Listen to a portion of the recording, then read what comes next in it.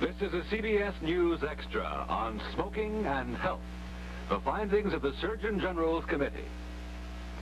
In our studio this afternoon, following the Surgeon General's news conference, CBS News correspondent Richard C. Hotlett put some questions to one of the leading spokesmen for the industry, Howard Cullman, president of the Tobacco Merchants Association and a longtime director of the Philip Morris Company.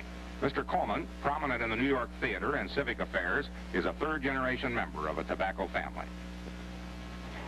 Mr. Cullman, their conclusions are pretty stark and pretty solid. They say, quite flatly, they express the judgment that cigarette smoking contributes substantially to mortality from certain specific diseases and to the overall death rate.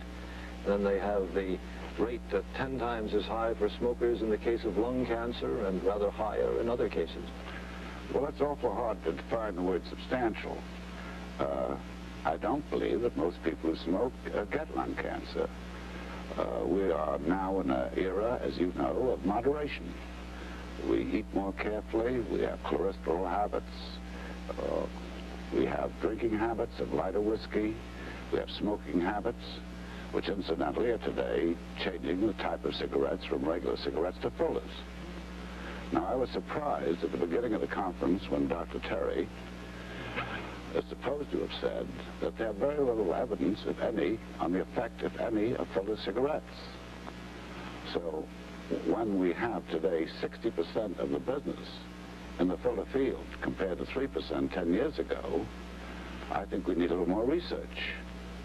I'm convinced that eventually they will find some element through a filter or through leaf growing or a special type of seed growing that will eliminate the mysterious thing they're looking for.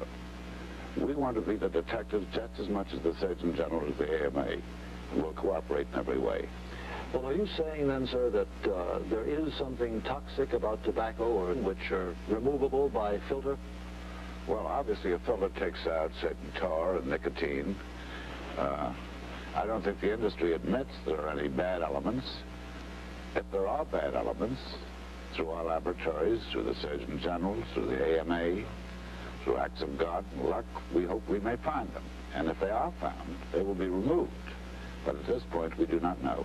Now, does any of the research that the tobacco industry has been engaged in refute any part of the findings here or the conclusions as a whole? Well, without reading the report, I couldn't answer that to begin with.